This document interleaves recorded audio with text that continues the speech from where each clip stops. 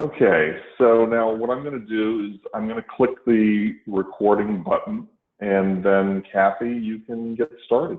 Okay, I am awesome, I'm ready. Okay. Organization of Scientists and Healthcare Professionals was concerned with the rising incidence of liver disease and the lack of awareness among both the general public and the medical community. Our mission is to promote education, advocacy, support services, and research for the prevention, treatment, and cure of liver disease. I welcome you to this webinar, and I invite you to visit our website to learn more about ways to become engaged with the American Liver Foundation. Thank you for joining us today. Donna Shaka, the Connecticut Division's Community Outreach and Education Manager, will now take over and introduce our featured speaker. Thank you, Kathy. We are pleased to introduce the speaker for this webinar, Dana Angelo White. Dana is a registered dietitian and certified athletic trainer who is dedicated to improving the health and well-being of people through proper diet, nutrition, and exercise. I will allow Dana to speak a little more about her experiences and interests when she begins her presentation. Dana is also a living liver donor, and we thank her very much for preparing this presentation as part of the American Liver Foundation's Connecticut Division webinar series. Hello, Donna and Kathy. Thank you so much for that introduction. I am very happy today to be here to present my little talk on ways to cut back on salt and sugar. I think this is an area where just about anybody wishes that they could do a little bit better in these departments, and I hope to share some really easy, sensible, convenient ways to do that. A little bit about me. Yes, I'm a registered dietitian and a certified athletic trainer. My areas of specialty are in the culinary world, so really helping people learn how to shop for and prepare healthy foods. I'm a food blogger, a recipe developer. I work for the Food Network as one of their nutrition experts. And I practice what I preach. I am very bought into health and wellness. I also work in the sports medicine department at Quinnipiac University in Hamden, Connecticut, working with their athletes. And most importantly, I am a mom of 3 young daughters, and I am also an organ donor. I donated a portion of my liver to my second child, my middle daughter, Charlotte. Everyone calls her Cha-Cha. She was born with a metabolic disease and had a liver transplant when she was 9 months old. And I'm glad to report she is now going to turn 7 in a few short weeks, and she is doing wonderful. So we are very proud to participate in American Liver Foundation events, the Liver Life Walk we do every year. We have a big team called Charlie's Angels to help support and raise awareness about liver disease and organ donation.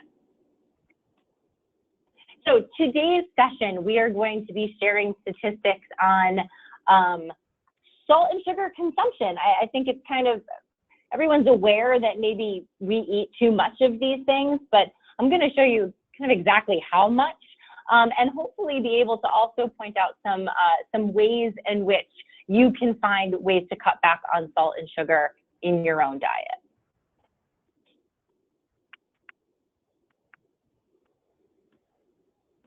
Hold on, I'm clicking here.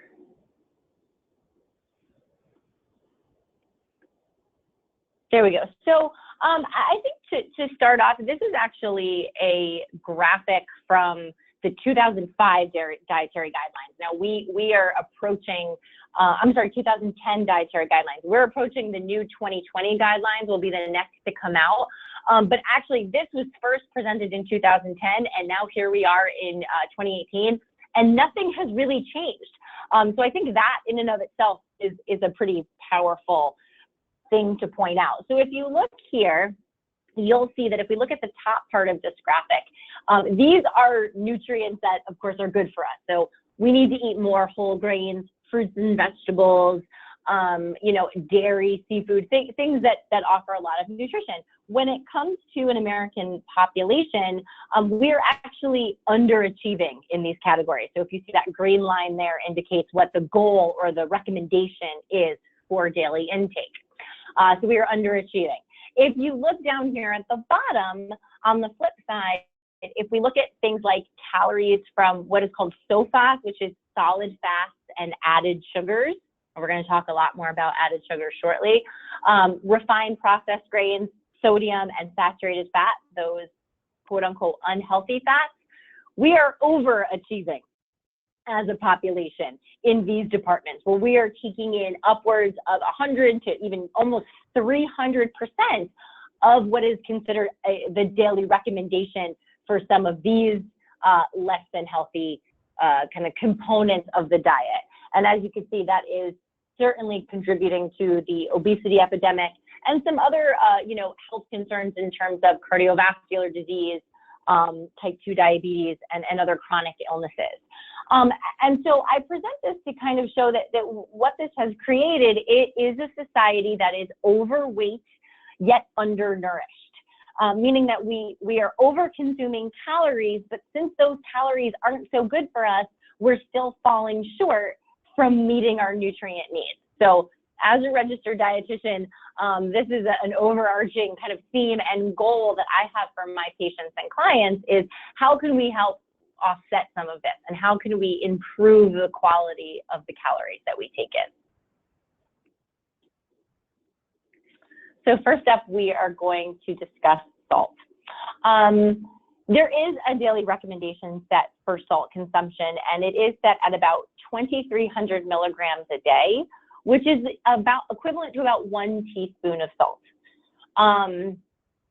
The average intake, though, across the American population is actually much higher than that, and we'll talk about that in a minute. But that's where the bar is set. If you look at a food label and it has that percentage attached to it, so if you look at it, it says, okay, this has X amount of milligrams of sodium, and then it gives you a percentage, maybe that's 5% or 20%, that is based on about 2,300 milligrams a day.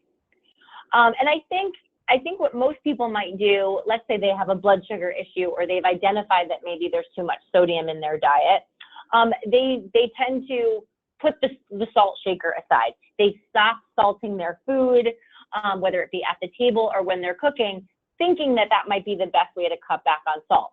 In actuality, it turns out that that might not be the best way. And I'll share some statistics on that in a moment.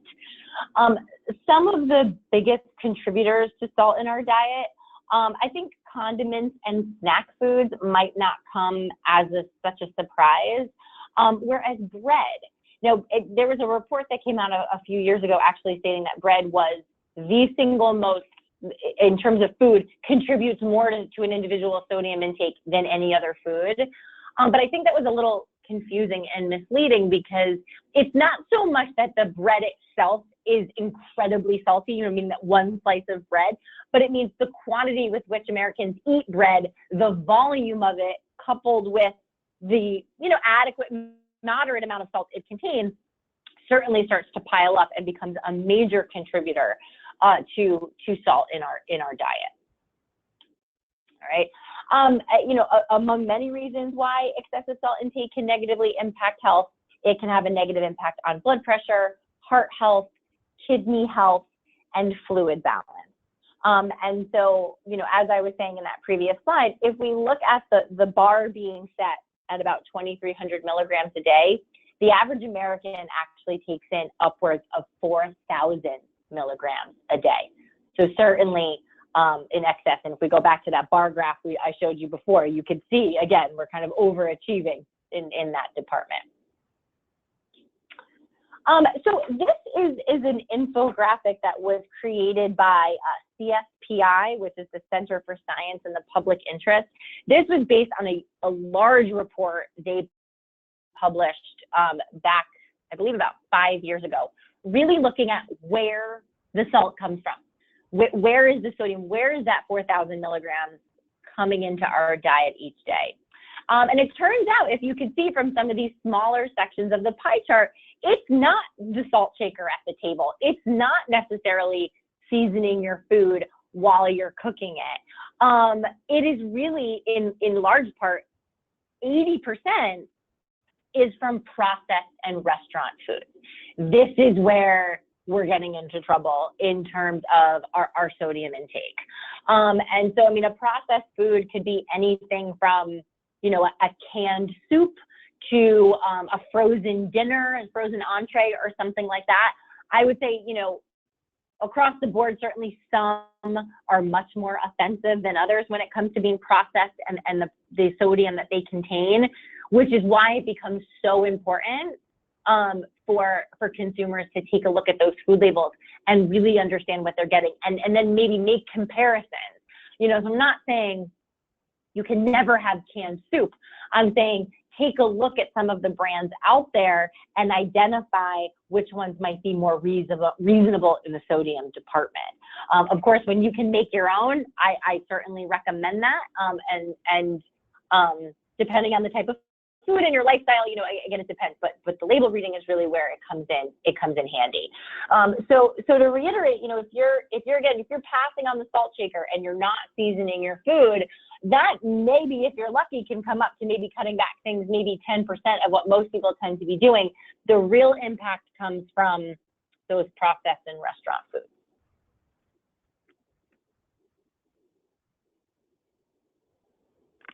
Okay, so 5 ways to cut back.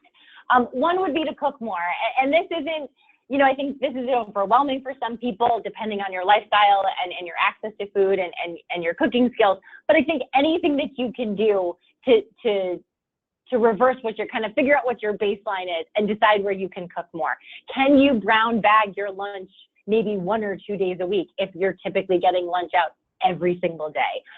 Can you even pack some healthy snacks instead of relying on the vending machine, because there does tend to be more processed foods in there? So anywhere that you can take ownership of some additional food prep and make some of those changes can really make a huge difference in your daily sodium intake. Another tip for those that are cooking is to actually season the food as you go. If you wait and to try to season the food at the end, so let's just say you're making a pasta dish, and you boil the pasta and you cook it in unsalted water, and you make some tomato sauce and you don't add any salt to it, thinking that you're going to be saving some of that sodium. Once you get that pasta dish on the plate, it's going to need seasoning. It's going to be under seasoned, and then to make it taste palatable, you're going to have to dump a ton of extra salt.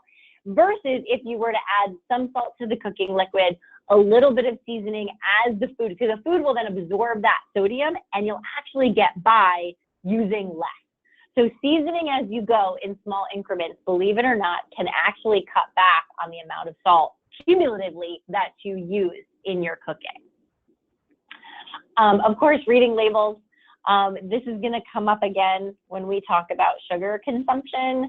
I'm going to give you some tips, but really the food labels is where that information is hiding. Without paying attention to those, I think even if you just look at the front of labels where it says, oh, you know, 10% less sodium or no added sugar, I think you really, to get to the nuts and bolts of that food and to figure out what's really going on, you got to turn it around and read that fact panel. Look at the ingredient list to truly know what it is you're eating.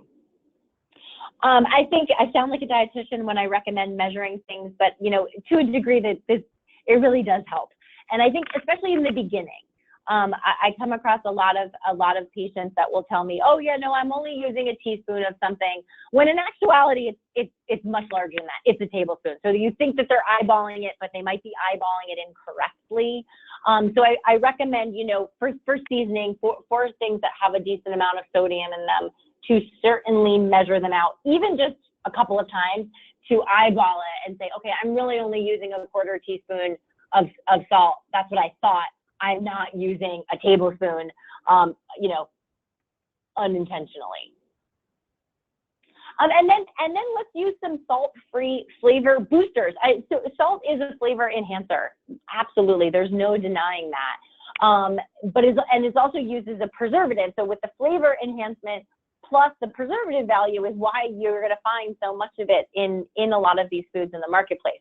But Another way to cut back is to add flavor in other ways. So adding fresh citrus juice, lemon juice, lime juice, even some zest of citrus or fresh herbs is a great way to add a ton of flavor without adding any sodium at all.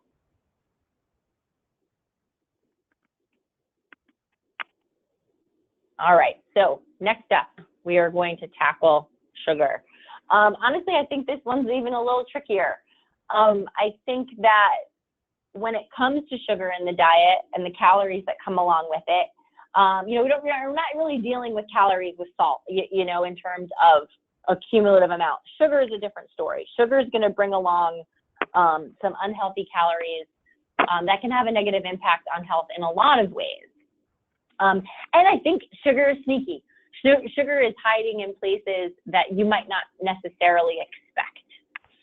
So I think the first distinction to make would be an added versus a natural sugar, meaning that, and I think this is an area that confuses a lot of people. What we're worried about when we talk about cutting back on sugar is the added sugars that we find in so many foods. So think of the white granulated stuff, the white stuff. That is a quintessential example of an added sugar. There's other examples which we'll talk about in a moment. But added sugars are just that. They are something that is added to a food, added to a beverage in order to make it taste sweeter. Versus naturally existing sugars that are not added and they were naturally existing in that food to begin with. And the only two examples of a true naturally existing sugar would be the sugar that's found in fruit and the sugar that's found in dairy products. So I'm often asked, a client of mine might be, trying to be healthy and they get a plain yogurt. So they're taking a container of plain yogurt and they look at it and there's a sugar content in there and it says that there's 8 grams of sugar in their yogurt and they're freaking out because they can't believe that there's been added sugar to plain yogurt. In actuality, there is no added sugar in that plain yogurt, but there is 8 grams of naturally existing sugar from the milk that's in the yogurt. That is not what we're worried about in terms of overconsumption. It's the added sugar that we are worried about. So the kind that's coming from fruit and dairy is not nearly as problematic, because along with that comes things like protein and fiber and other nutrients that's not going to have that same impact on our system, on our blood sugar, the way that added sugars tend to do. When we look at calories, it may not seem like a lot. 1 teaspoon of sugar has about 15 calories, but this can add up quite substantially. So if you look at, an average vending machine size bottle of soda, right? So you pay $1.50, you get a bottle of cola or some other sugary, soda. That 20-ounce serving has upwards of 25 teaspoons of sugar in that one bottle. So then the calories are gonna start to add up. So soda drinkers or people that drink those sugar sweetened beverages, they are taking in a massive amount of calories just from one beverage. Okay, sugar comes in many forms. So we think about the white granulated sugar, and this makes it confusing as well, because if we're looking at food labels, we're seeing all kinds of words that actually mean added sugar. So it could be malt syrup, it could be corn syrup, it could be high fructose corn syrup, which I think some people know to be on the lookout for. There can be certain sort of sugar concentrates, and I'll show you a number in a minute, kind of looking at how many of these infamous names for sugar there are. Things like honey and maple syrup, those are actually considered added sugars as well. So they still have about 15 calories per teaspoon. They do tend to be slightly less processed than something like white sugar. But in terms of calories and its effect on the blood sugar, you still need to be mindful of that. And you still need to, you can't just have as much honey as you want thinking that it's a natural source. It's really only from fruit and milk when it's categorized as a natural sweetener. So we're going to keep things in terms of teaspoons for a moment, because I think that makes it a little bit easier to understand. But we're going to talk about the gram values of sugar, and I'm going to teach you a trick shortly. But the recommendation from the American Heart Association is no more than 6 to 9 teaspoons of added sugar a day. So like I just said, you hit up that vending machine once a day for a soda, and you're, tripling or quadrupling that recommendation right there with that one drink. Usually they'll say about 6 teaspoons for women and upwards of 9 teaspoons for men, because men tend to have a higher calorie need. But that's really where we try to cap it. Current food labels, when we look at them, they actually don't indicate added versus natural sugars. They just say a gram value for sugar, which I think makes it kind of confusing for people. New food labels that will be released in about a year, according to the FDA, it's still kind of up in the air. The newest food labels actually will have a recommendation for sugar, and it's going to be 50 grams a day, which is even more generous than the American Heart Association guidelines. It'll be looking closer to about 12 teaspoons a day. In terms of when you look at the food label and it has that recommendation on there for what's considered that guideline, or where the bar is set. But again, there's certain foods out there that are going to blow those 12 teaspoons out of the water very, very easily. Kind of like we talked about with sodium, excessive sugar intake can negatively impact weight. Again, lots of calories with not a lot of nutrition to come along for the ride. It can impact blood sugar control. It can have a very negative impact on liver health, especially in terms of excessive amounts of sugar being stored as fat. That puts a lot of strain on the liver. And then, of course, where this leads to cardiovascular health as well. So too much sugar we're definitely taking in too much, and it certainly has a negative impact on our health. So a few facts here. There are at least 61 different names for added sugar on food labels. So again, it's really hard to keep track of all of these things. I think that really what I will instruct people to do is to look at that gram value, which again, it is a little bit confusing, and then assess if that food contains any milk or dairy to help decipher where is this sugar coming from? Is it the plain yogurt situation, or is it something where there's, maybe a lot of like the kids' breakfast cereal tends to be kind of a bad offender. There's no fruit in there and there's no milk in there. And so all of that sugar you can probably safely assume is coming from an added source. And then you look at the ingredient list and you'll probably see a few. If you go to the USDA website and search like USDA added sugar, you can actually look at a list and check out what some of these 60 some odd names for sugar may be when you're looking at a food label. Americans consume an average of 66 pounds of added sugar a year. This is a very sobering statistic, and I think that, again, that's volume of sugar. That's the weight of sugar. If we equate this to calories, we're looking at pounds and pounds. And I think if you can identify yourself as somebody that overconsumes sugar, cutting out that sugar alone could yield a significant weight loss in a year's time. Like if you're that chronic soda drinker, for example, cutting out or certainly cutting back, if it's multiple servings a day, can have a really big impact on your health and your waistline if you're able to scale back those calories. So this is a graphic I like from the American Heart Association. So this is that 6 to 9 teaspoon area that we were talking about before. Again, identifying that, okay, so this is looking at Coke specifically at 15 teaspoons.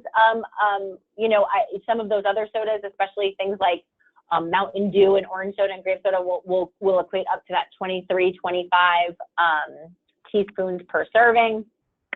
They've identified through some of their research that the average American is taking in 23 teaspoons a day. I honestly think I see a lot of people taking in more than that, but based on this piece of data that they collected, and again, that's quite a bit of calories. Looking in this case, it's equating to almost 400 extra calories a day.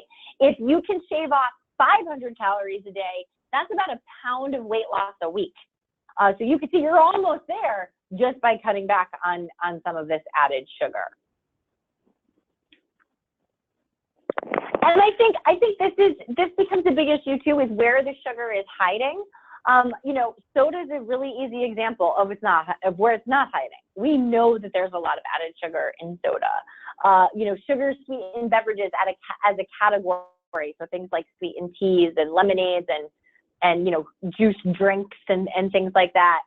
Again, not necessarily 100% fruit juice. That would be an added, you know, a natural existing sugar versus something like a fruit punch or something like that, where it's quite a bit of added sugar. There's also sugar in places that we don't suspect. There's sugar in savory foods. So whether a lot of seasonings that are used for crackers and chips in that snack food category. So then we deal with the salt and the sugar. Things like yogurt. Yogurt becomes, people are like, I'm being healthy, I'm eating yogurt. I really think there's quite a diverse, it's a really diverse landscape when you look at yogurt. Some yogurt companies, I think, are doing it right, and they have fruit in there and maybe a little bit of added sugar, versus other ones are pretty much just like candy in terms of the amount of added sugar that they're dumping in there. So it's really one of those areas where, yeah, it can be a healthy addition to the diet, but if you're making a bad choice in terms of the particular brand or flavor of yogurt, you could be taking in a ton of sugar and not realize it. I think things like condiments is another area. So things like, you know, certain sauces and salad dressings, you know, jarred tomato sauce, for example. Some brands have a really staggering amount of added sugar dumped in there, and we don't think about that as a source of sugar in our diet. People say, okay, I don't really eat candy and I don't really, you know, drink soda, so I'm okay. And you actually might not be if you're not taking inventory, which is number one on my list, for really where those sources of sugar may be coming into your diet. Okay, breakfast cereals, granola bars, other examples. Look, a granola bar without any added sugar is going to taste like cardboard, and you're probably not going to want to eat it. So I'm not saying it has to necessarily be no added sugar, though there are some ones out there that are made with fruit that are actually lovely. But it's about maybe choosing the lesser evil and the one that has a smaller amount of added sugar versus the one that's pretty much, again, like you're eating a candy bar. Number two is to be on the lookout for those new FDA labels. The template has been approved. If you look online, you can take a look at them. Some food manufacturers have already started using the new food label format that identifies not only an amount of sugar, but it actually parses out how much added sugar is in a product, not just, so it basically will say total sugar and then added sugar, so you get to see both. So be on the lookout for those. I believe it will soon be mandatory for all food manufacturers to have that be their food label, but there's a rollout that we're kind of in the middle of, and it's going to be another couple of years until all products are going to display it. Eat more fruit and dairy. Identify, again, and this is assuming you can tolerate dairy. There's, you know, dairy alternatives, of course. This is about the idea of those naturally existing sources of sugar not being as problematic. So if you have a sweet tooth, eat some fruit, eat some raisins, you know, finding ways, maybe, you know, the idea of adding fruit to plain yogurt to make it more palatable. You know, I have a friend who uses like a very ripe banana and mixes that with plain yogurt, and it's so sweet and delicious, you'd never even miss the added sugar. Number 4 on my list is to cut out those sugar-sweetened beverages. They really are a huge culprit in terms of overconsumption of sugar. You know, make it be a special occasion type of thing. Find ways to cut back. You know, maybe if you like bubbles, maybe go for a flavored seltzer or something, as opposed to these. I mean, study after study continues to identify that the sugar-sweetened beverages and the volume with which so many Americans drink them is a major factor in over-consuming sugar and unhealthy calories. And then is my sugar calculation trick. And this is just to help make sense of some of those gram values that you might come across if you're looking at a food label. So for example, if you see that something has 20 grams of sugar, people might not understand really what that means. Is that a lot? Is that too much? It may be hard to make sense of. Again, with the current food labels that we're looking at now, all it'll give you is a gram value, and that's it.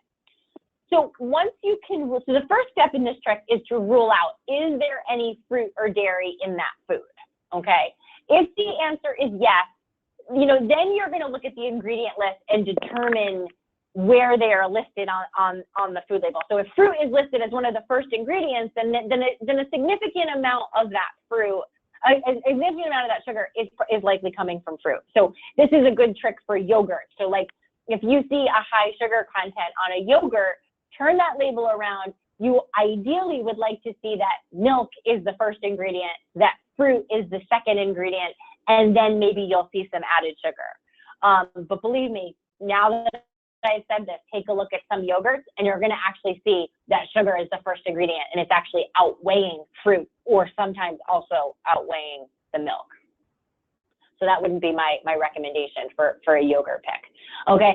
Once you've identified, so let's say we've ruled out, we've seen this 20 grams, we've identified that there is no fruit or dairy contributing to some of that sugar. Then all we're going to do in order to translate that gram value to teaspoons is we're going to divide by 4.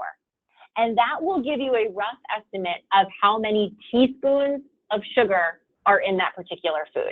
So we have 20 grams. We're going to divide that by 4, and we're going to be looking at about 5 teaspoons of sugar in that food. And then where does that leave us? Are we in the 6 to 9 teaspoons a day? Okay, yeah, but we're pushing 6, So as a way to help keep yourself in check, I find that trick is super helpful to say, okay, it's okay to have some added sugar in my life, but to not exceed it. I think that to translate it in terms of teaspoons just makes it a little easier to understand. So I thank you for letting me talk to you about salt and sugar today. I have left my social media accounts here, my website, my email address. Please feel free to give me a shout out on social media or to send me an email with your questions. I do have lots of healthy recipes on my website where, you might even find a little bit of salt and sugar, but again, in appropriate portions. The way I like to create recipes is have them be delicious and also good for you at the same time. And try to make it as easy to make these changes as possible. And then in addition, lastly, I have some great resources from the American Liver Foundation here, some websites, and the National Helpline phone number. So again, that's all I have for today. And thank you again to the American Liver Foundation for hosting my webinar. Thank you, Dana, for presenting. We appreciate it. And it was wonderful information, a wealth of information. So thank you so much. And with that, we'll conclude the webinar. Thanks so much for watching.